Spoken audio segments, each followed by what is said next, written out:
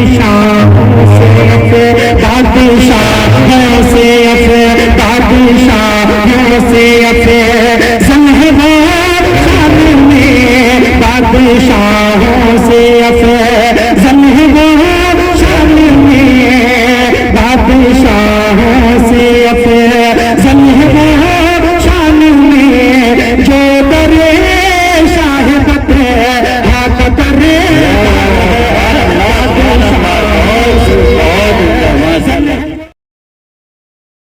ہے غفلت و کاہلی کے طویل پردے چاک ہو جایا کرتے ہیں۔ حضرات محترم،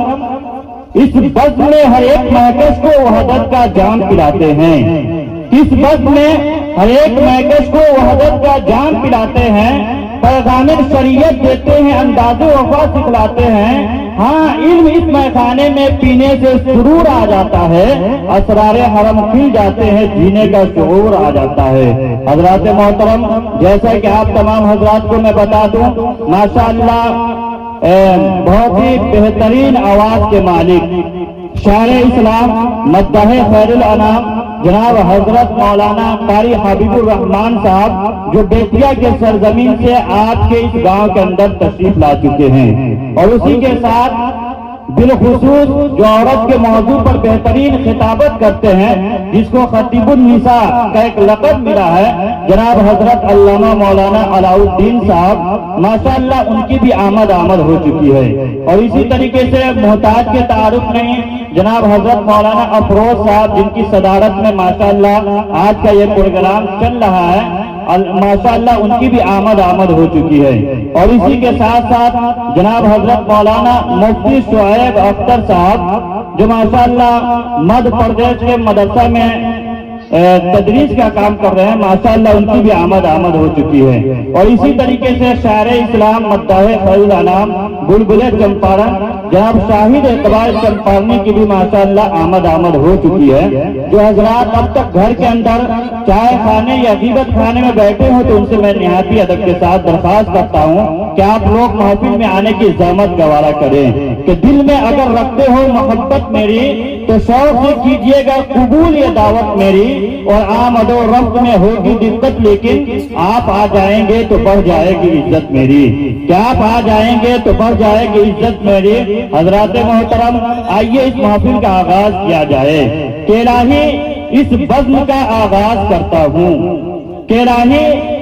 اس بزم کا آغاز کرتا ہوں، تیرا بندہ ہوں، تیری رحمتوں پہ ناز کرتا ہوں، فقط تیری مدد اور استعانت کے بھروسے پر مجھے اڑنا نہیں آتا مگر پرواز کرتا ہوں۔ حضرات، آج کا یہ پروگرام بہت ہی مختصر اور دلکش ہے۔ آج کے اس پروگرام کے اندر آپ کو پرمخ ولولہ انگیز معلومات سے بھری ہوئی تقریریں ملیں گی، افکار و خیالات کے خاکہ کشی ملیں گی، حقائق کے دنیا سے لے کر احساسات کے دنیا میں لے جانے والی انمول موتی ملیں گی، آنکھوں کو چھو جانے والی نعتوں اور دل کو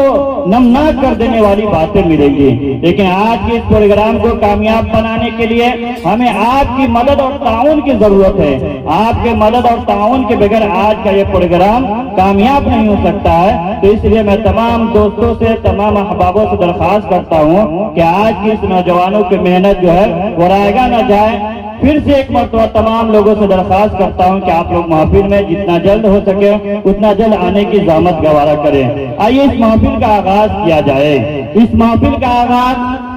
خدائے وحدہ لا شریک لہ کے پاک و پوتر کلام کے ذریعے سے کیا جائے، جس کے بارے میں ارشاد خداوندی ہے کہ انا نحن نزلنا الذکر وانا لہ لحافظون، کہ ہم ہی نے اس قرآن مقدس کو نازل فرمایا اور ہم ہی نے اس کی حفاظت کی ذمہ داری لی ہے۔ کہیں پر ارشاد خداوندی ہے کہ ذالک الکتاب لا ریب فیہ، یہ ایسی کتاب ہے جس کے اندر شک و شبہ کی کوئی گنجائش نہیں۔ کہیں پر ارشاد خداوندی ہے کہ انا انزلناہ قرآنا عربیا، کہ ہم نے اس قرآن مقدس کو عربی زبان میں نازل فرمایا۔ کہیں پر ارشاد خداوندی ہے کہ لو انزلنا هذا القرآن على جبل لرأيته خاشعا متصدعا من خشیت اللہ، کہ اگر ہم اس قرآن مقدس کو کسی پیڑ پر یا پہاڑ پر نازل فرما دیتے تو وہ خشیت الہی سے ریزہ ریزہ ہو کر بکھر جاتا۔ تو دوستو آئیے اسی پاک و پوتر کلام کے ذریعے اس محفل کا آغاز کیا جائے، جس کے لیے میں دعوت سخن دینے جا رہا ہوں۔ جناب حافظ و قاری شہداز اعظم صاحب سے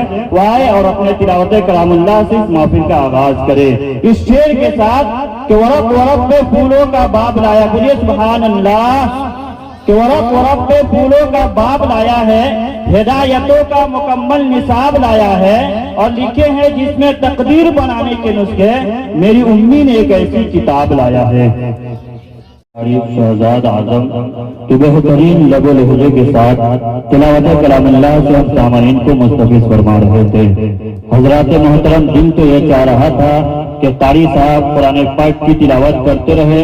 ہم باذوق سامعین ان کی تلاوت کو پوری رات سنتے رہے، لیکن بے وفا وقت کہاں اجازت دیتا۔ حضرات محترم، ہم اور آپ بخوبی جانتے ہیں یہ قرآن مقدس اللہ رب العزت نے اپنے حبیب یا محمد رسول اللہ صلی اللہ علیہ وسلم کو معجزے کے طور پر عطا کیا۔ جس طریقے سے اللہ رب العزت نے حضرت موسیٰ علیہ السلام کو عصا کا ایک معجزہ دیا تھا، جس طریقے سے اللہ تبارک و تعالیٰ نے حضرت عیسیٰ علیہ السلام کو مردوں کو زندہ کرنے کا ایک معجزہ عطا کیا گیا تھا، اسی طریقے سے اپنے حبیب یا محمد رسول اللہ صلی اللہ علیہ وسلم کو یہ قرآن مقدس ایک معجزے کے طور پر دیا گیا ہے۔ حضرات محترم،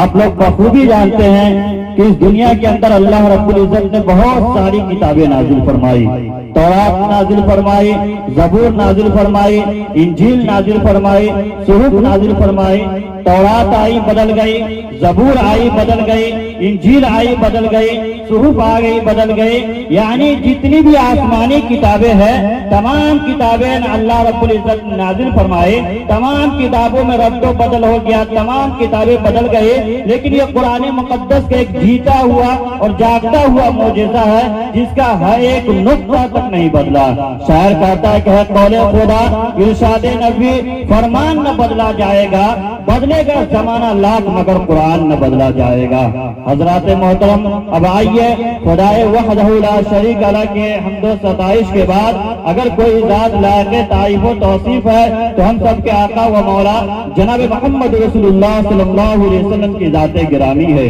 جس کے بارے میں سب سے پہلے شاعر حضرت حسان ابن ثابت رضی اللہ تعالیٰ عنہ نے کہا کہ وَحَسَنَ مِنْكَ لَمْ تَرَقَتُ عَيْنِي وَأَجْمَلُ مِنْكَ لَمْ تَلِدِ النِّسَاءُ خُلِقْتَ مُبَرَّأً مِنْ كُلِّ عَيْبٍ كَأَنَّكَ قَدْ خُلِقْتَ كَمَا تَشَاءُ، کہ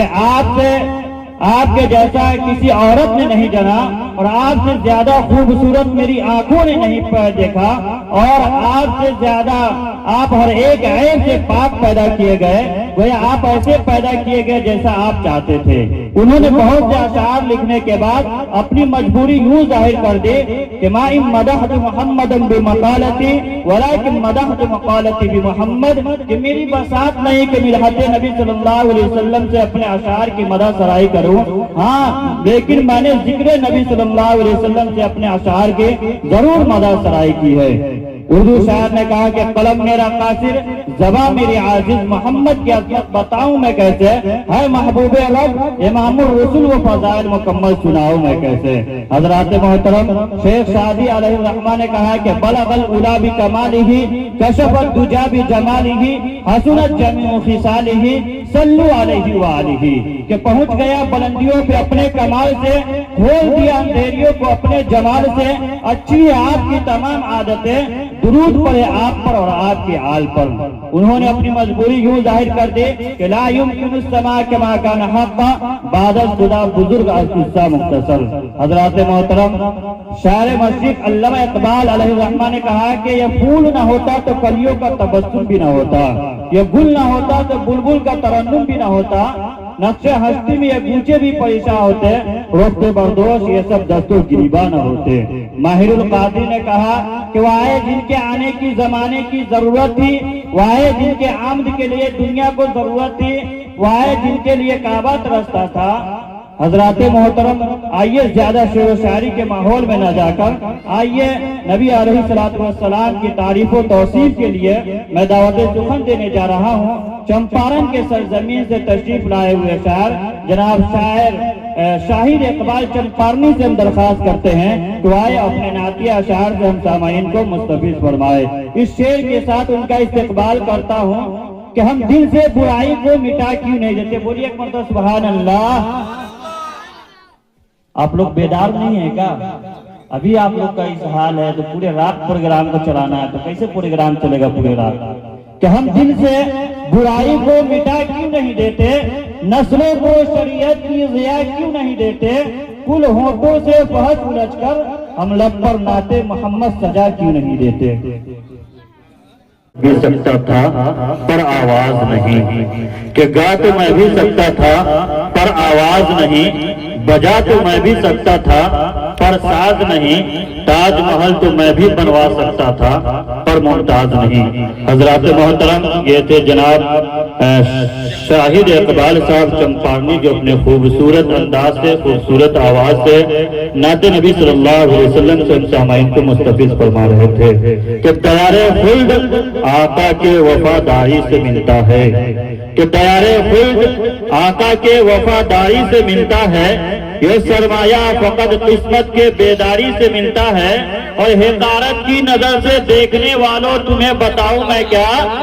کہ حقارت کی نظر سے دیکھنے والوں تمہیں میں بتاؤں کیا، میرا سجرہ حسان ابن ثابت سے ملتا ہے،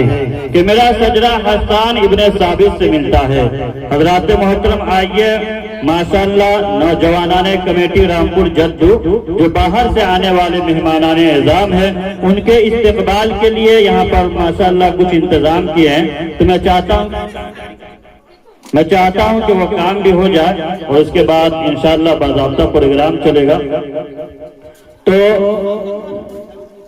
تو ماشاءاللہ ان نوجوانوں کو نیند آئے کہ بھاگ جائیں گے، اسی لیے جا کر دور بیٹھے ہیں، نیند آئے کہ بھاگ جائیں گے اسی لیے جا کر دور بیٹھے، ایسا مسئلہ نہیں ہے۔ تو آئیے چند شعر پڑھتا ہوں اور اس کے بعد جناب حضرت مولانا علاء الدین صاحب تک میں پہنچنے کی جسارت اور جرات کرتا ہوں، اور ساتھ ہی ساتھ ماں بہنوں سے درخواست کرتا ہوں کہ آپ لوگ جتنا جلد ہو سکے اتنا جلد حضرت کو سننے کے لیے محفل میں آئے۔ آپ کے بیٹھنے کا ماشاءاللہ انتظام کیا گیا ہے کہ نہ غزل نہ گیت نہ نغمے فضول لکھوں گا۔ اہل اسٹیج کے حوالے سے شاعر صاحب تھوڑا سا ادھر توجہ دے دیں مولانا، کہ نہ غزل نہ گیت نہ نغمے فضول لکھوں گا، کہ نہ غزل نہ گیت نہ نغمے فضول لکھوں گا، خدا کی حمد ثنائے رسول لکھوں گا، اور سبق ستارے کہکشاں کی رونق کو، کہ سبق ستارے کہکشاں کی رونق کو نبی کے پائے مقدس کی دھول لکھوں گا، کہ نبی کے پائے مقدس کی دھول لکھوں گا۔ تو آئیے، بولا یہ جاتا ہے کہ بھینس کے سامنے بین بنانے سے کوئی فائدہ نہیں، وہی والا حال آپ لوگوں کا ہو گیا ہوا ہے۔ تو آئیے، میں چاہتا ہوں کہ زیادہ آپ کا وقت نہ لوں، سیدھے جناب حضرت اقدس مولانا علاء الدین صاحب قاسمی، جو ماشاءاللہ بیتیا کی سرزمین سے ساٹھی سے تشریف لائے ہیں آپ کے گاؤں میں، آپ کے دیار میں، تو اس کو پیار سے محبت سے ان کو سنیں۔ آئیے ان کا نہایتی ادب کے ساتھ، احترام کے ساتھ دعوت سگند دیتا ہوں کہ حضرت والا تشریف لائے اور اپنے خطاب سے ہم سامعین کو مستفیض فرمائے شعر کے ساتھ، کہ قرآن پاک کی تفسیر سنیے، بولیے سبحان اللہ، کہ قرآن پاک کی تفسیر سنیے، رسول پاک کی توقیر سنیے، کچھ سنیے یا نہ سنیے، جناب حضرت مولانا علاء الدین صاحب کی تقریر سنیے، جناب حضرت مولانا علاء الدین صاحب کی تقریر سنیے۔